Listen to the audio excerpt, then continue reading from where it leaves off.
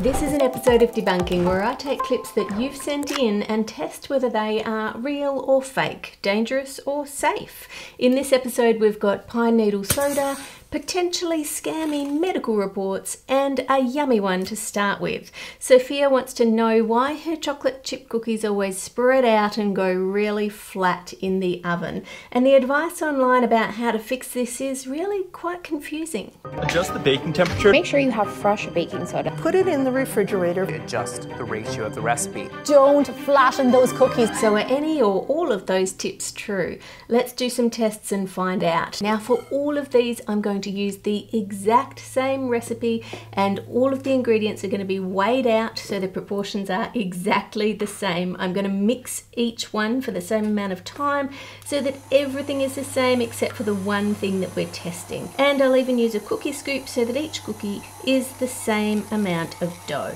To start with, we're going to chill the cookie dough. If there's a chilling time in your recipe, make sure you follow it. It's really important to keep your cookies from melting and spreading when they hit the oven. I'll put one row of these in the fridge for an hour, one row in the freezer for an hour, and the other I'll leave on the bench at room temperature for an hour. The room temperature one definitely seems to be spreading out first. The question is, will the others catch up once they get hot? If we get the room temperature one and compare it to the freezer one, they're pretty much the same size, and the same with the fridge one. I imagine that this will have affected the bake though. If we break this one in half, it's crispy. If we break this one, it's not as firm. And break this one in half and there's still raw dough in the middle. Because so many people said the key was to chill the dough, I actually wondered if it was nothing to do with chilling, but rather to do with the amount of time the cookies waited before they went in the oven. So for all three of those, they all waited an hour. So I thought I'd do another test with baking one straight away and waiting an hour and a half and then baking it. These were both baked at 160 degrees for 16 minutes, but this one sat on the bench for the hour and a half before baking. And you can see leaving them to sit seems to make them spread less than baking them immediately. And that's possibly because the flour has a chance to absorb the liquid that is in the mixture, which is really interesting.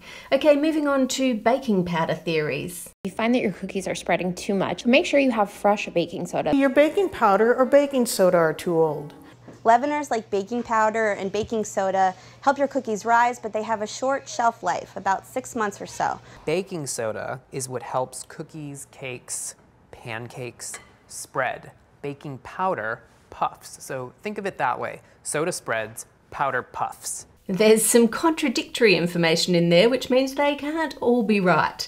So let's bake a batch. This one is going to have fresh, newly bought, in-date baking soda. And this one is going to have new baking powder, and I'm going to do one with nothing at all, and that's to replicate the baking powder being out of date. To eliminate extra variables, even though this one has nothing added to it, I'm going to give it the same amount of extra mixing that the other bowls had to mix in the leaveners. It's really important when you do an experiment that you try and only change one thing about what you're doing so that you know what's causing the change in the results. Baking soda contains sodium bicarbonate, which when heated forms bubbles. Baking powder contains sodium bicarbonate plus an acid, which causes it to produce twice as many bubbles as before. But there's less sodium bicarbonate in a teaspoon of baking powder than there is in a teaspoon of baking soda. And that's because the baking powder has to make room for that powdered acid as well. So if you had equal amounts of both, you're probably going to make the same amount of bubbles. The flavour will be slightly different though. Using no leavening agent at all would make a big difference in a cake, but it's not making much of a noticeable difference in the cookies. Fresh out of the oven, and that theory is also debunked. If your baking powder was out of date, so it did nothing, they would look like this, which is pretty similar to the other ones. They certainly haven't spread and gone flat, and neither have the baking soda ones, which makes sense for the reason I explained before. So that doesn't help Sophia either, so let's look at whether you flatten the cookies or not. This one sounds logical, but it doesn't seem to make as big a difference to the spread as you'd think. If we compare these now, they're cooked. This one looks slightly bigger, but all the other ones are pretty much close to being the same size. And while it doesn't seem to affect the spread, not flattening does give you a slightly chewier cookie in the middle, while flattening makes it crispier the whole way through. Next on the list was different oven temperatures. Low temp for thinner and crispier, high temp for thicker and gooier. We already know that leaving the cookies to sit is going to affect the end result of our experiment. So to eliminate that factor, because I don't have 3 ovens, I'm going to have to make 3 separate batches fresh for each one when the oven temperature is the correct temperature, so it can go into the oven straight away. The sizes and thicknesses of these all seem to be the same. You guys are going to be cookie experts by the end of this. Next, let's take a look at sugar. Greater quantity of brown sugar adds chewiness to the cookie because it has molasses in it. For something that's a thin and crisp cookie, you want a higher ratio of granulated sugar. He's changing 2 things there, the amount and the type of sugar. So let's just change just the one thing and change the type of sugar. I'm going to make 1 batch with all white sugar and 1 batch with all brown sugar to see if that makes a difference. They look very similar as they're baking again, apart from the obvious colour difference. From above, it looks like the white sugar has actually spread a little bit more than the brown sugar. As far as the texture goes, they are both crispy. You can adjust that, of course, by reducing the baking time. Next, what if it's nothing to do with your cookies at all? It's all to do with your tray. If you put too much grease on your pan, that can cause your cookie to spread and go flat. What if we over-grease one bit of the tray? We have one bit that has no grease on it at all. We'll compare that to some baking paper and a silpat, which slows down the heat passing through the cookie. Now, according to the video, over-greased is supposed to make it go really flat and spread out. These over-greased ones are looking a little bit different on the edges from all that extra fat, but in terms of size, there's not much in it again. So that brings us to the recipe itself.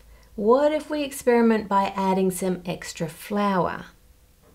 Or what about some extra butter? Or in this one, let's add some extra egg. Now there finally seems to be something that's making a dramatic difference. Look at that. Extra butter and the edges go thin and crispy. More flour and it hardly spreads out at all. And more egg or liquid and it's a little more spread, but not much compared to the control that we baked before. Let's look at them all together. This is 22 batches of the one cookie recipe. And the result, to reduce spreading, you can either add more flour or leave them to sit for an hour to an hour and a half before baking. That's it. Forget all the other advice that you've heard. Now, interestingly, I just know that someone's going to be madly writing in the comments, but I followed a recipe exactly and their picture looked perfect and mine spread out and went flat. So why is that? Well, that can be with inaccuracy in measuring your ingredients. Look at this. They say it's always better to weigh ingredients, and this is why. This is a tablespoon and this particular one is 20 milliliters. And this is another tablespoon, which if we have a look at it, I don't know if you can see that embossing in this light, but you can see it's only 15 milliliters. And cups are different around the world too. In the UK, Australia and Canada, 1 cup is 250 milliliters, but in the US, it's 236 milliliters. And even if you had the exact same cup size as the person who wrote the recipe, it also depends how tightly you pack the ingredients into that cup. If you pack it lightly like this and measure it, that's 160 grams. But if you pack it in and level it off, you get 180 grams, which is a big difference. And that doesn't even take into account rounding. If I made a recipe that used this amount of flour and then we convert that into cups, it would be 1 cup plus a tablespoon plus a teaspoon, which is starting to get really long to write out in a recipe, so it tends to be rounded to the nearest quarter of a cup. So all of that can make the cups quite inaccurate in your recipe, so you are better off getting some scales if you can. The other reason why it might not look like the photo is one that I really dislike, which is that some websites and even some cookbooks use stock photography for their images. Now, I get it, food photography is really expensive. The beautiful photography in my cookbook was done by a professional food photographer and she did a beautiful job. She's great at what she does. But I of course had to pay her for her time and her talent. If you're into food photography, you should check out her YouTube channel called The Bite Shot. Joni Simon, lovely lady. I would recommend if you want a cookbook done, go with her, but you will need to pay her. It will be much, much cheaper just to go to a website and look up stock footage and then make up a recipe to go with that photo. For example, if I type in chocolate chip cookies, look at this, there's some beautiful photos here. I like that one. Now if I do a reverse image search for that picture, here it is, just slightly cropped on the sides and the top there as a brown butter and miso chocolate chip cookie recipe on thetimes.co.uk. So it seems very unlikely that those cookies are a result of that recipe. It's more likely the photographer went and bought cookies from a bakery so he could do a series of stock photos of choc chip cookies to upload to the site. So if you bake the recipe and it doesn't look like the picture, that's always a possibility, quite sadly. Next we have pine needle soda, but before I get onto that, I want to tell you about somewhere where you can get real photos of recipes and some recipes that can help you learn to bake some new tasty meals. Thankfully today we have HelloFresh working with us because sometimes after baking all day, I don't really feel like cooking dinner. But with HelloFresh, it's all organised, portioned and sorted, so I can just pick it up and it's ready to go. It's like someone else has done all the thinking and planning for me, which makes it easy to stick to my New Year's routine. This week we've got lemon pepper beef and sticky rosemary sauce, which looks delicious, and cheesy beef and bacon rice bowl. Yum, I think we'll make that one today. You can choose which recipes you want in the HelloFresh app. There's plenty to choose from and you can select the number of serves that you need for your family. And if you're going to be away like we were when we went to Sydney for the meet and greet, you can just pause your deliveries in the app. Now, you still actually do need to cook this food, which I really like because it helps you learn how to make new recipes and it means your meal is nice and fresh. Use my link and code to get 16 free meals and 1 free breakfast item in the US, but the link and code also work worldwide, so you can get a different offer depending on where you live. Next, James sent in this video asking, is it safe and will it work? My grandma used to use pine needles to make Sprite. She would wash and dry the pine needles I collected, put them in a flip-top bottle, add as much sugar as I wanted. Lastly, fill the bottle with water, cover the lid, and leave the bottle by a window for 3 days. It has been 3 days. Ooh, what the bubbles? I didn't expect so many bubbles. Wow, Sprite. Go make it. I feel like there's been an explosion of people making pine needle Sprite on TikTok and social media with varying results ranging from a slight bit of fizz. I didn't hear much. Did you? Here's a moment of truth. Through to an amazing amount of fizz, depending if they shake it or leave it for a little bit longer. I should stand down here so I don't hit the ceiling. Look, there's no pine needles in it. I assume that will also depend on the type of pine needles and how much sugar is added into it. There's also varying reports on the taste. I tried it and it was delectable. I mean, it tastes like pine needles and water. First off, it doesn't taste like Sprite. Given the numbers of people who have tried this, I'm assuming it's not making them violently ill and sending them to hospital, or I would hope that they would have come and done a follow-up video letting everybody know.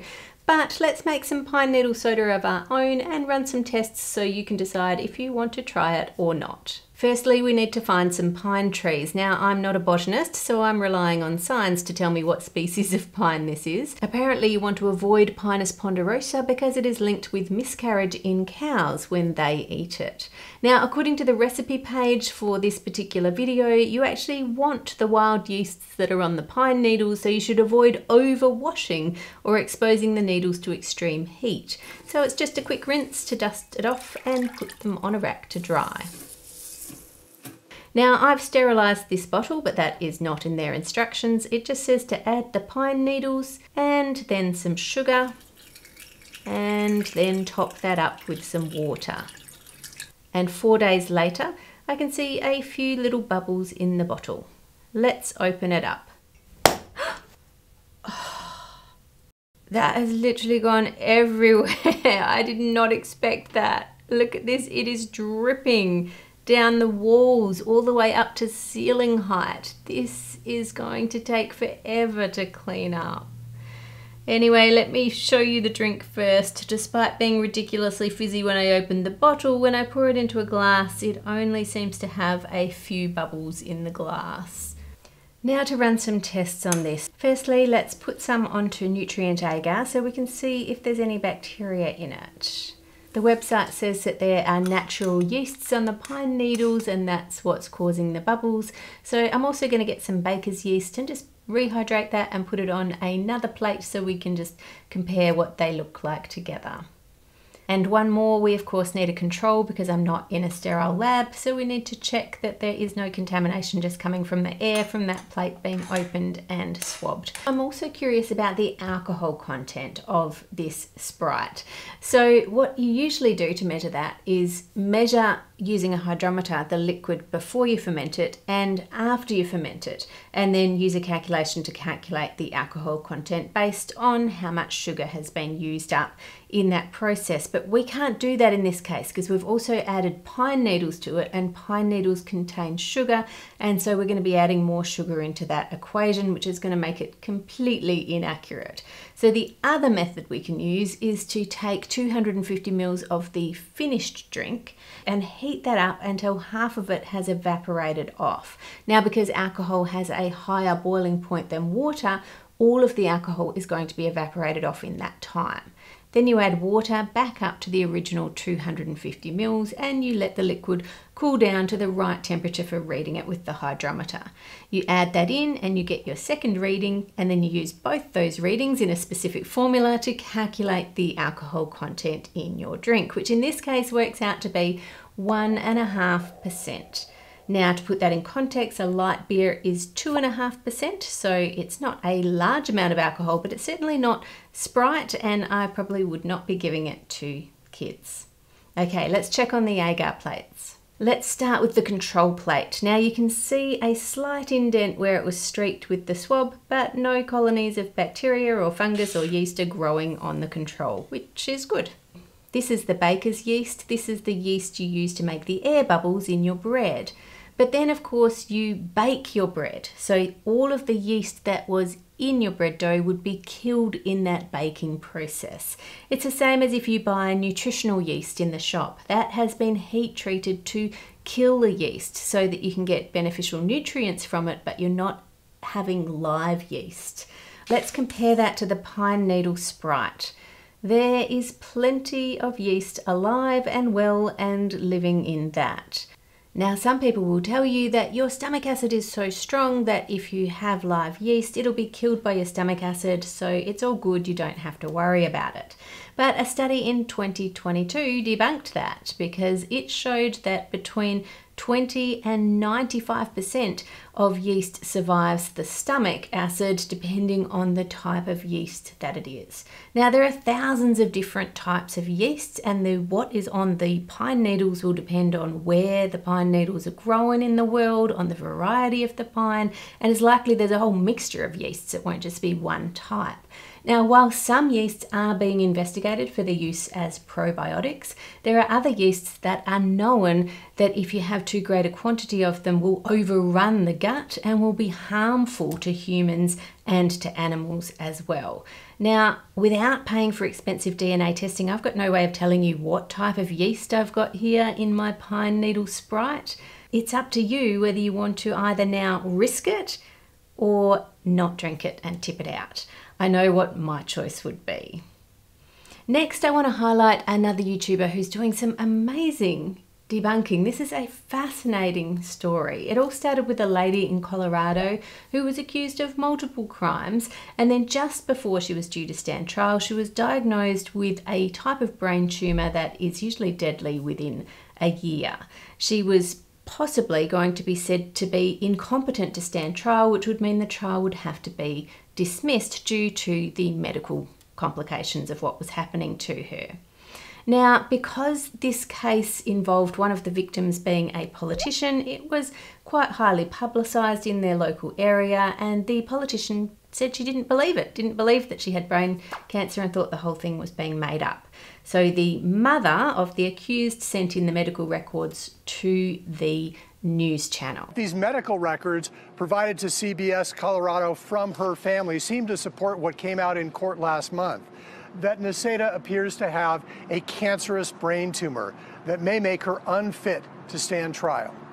We showed these MRI images and medical records to Chirnside, who wasn't having any of it. There's no authentic signatures. Nothing's notarized. So looking at these medical records does not convince you that she has a brain tumor and is incapacitated? No, I'm not convinced. In the midst of sitting with her mother during a recent Zoom interview, Neseda was unresponsive. This is what is going on right now, and there's nothing made up. A local doctor saw that story and was rather suspicious of the scans, so he took an image of them and posted it to Our Medicine, where 50 other doctors agreed with him that those scans looked rather suspect, including Dr. Eric Strong, who has a YouTube channel, which is an educational medical channel aimed at different health professionals. I'll let him explain what was suspect about the scans. Why did those of us on r/medicine think the brain MRI was fake? There are several major indicators. First, the tumor appears to move. In the coronal image, the tumor's location, shown here in blue, is relatively lateral, located in the temporal lobe, but in the sagittal views, the location shown in red is in the midline and a little higher. Second, on the sagittal views, despite them being different slices of her brain, the tumor appears remarkably similar or even identical. Third, and for me this was the clincher, there is no distortion of the surrounding brain tissue. Dr. Eric was so convinced that these images had been photoshopped that he then sent a link to the Our Medicine thread to the reporter of the story, hoping that he would look into it further.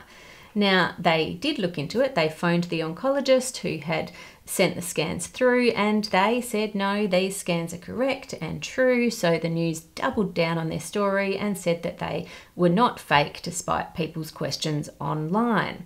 Now, this frustrated Dr. Eric because he was absolutely convinced they were fake. So he did a search for that particular type of brain tumor, and surprise, surprise, up came an image exactly like the one on Neseda's scan, which in his mind confirmed that they had been photoshopped.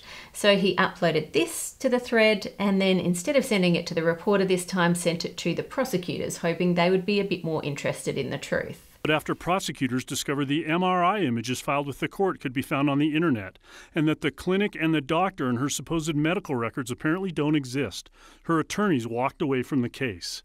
I've just given you a very brief rundown of this story. There are so many more details to it, and for all the updates you can go over to Dr. Eric Strong's channel, Strong Medicine, and check it out over there, and encourage him for his perseverance to make sure that the truth prevailed. With thanks to my wonderful patrons for all of your amazing support that allows this channel to keep going. Make it a great week by being kind to others, and I'll see you on Friday.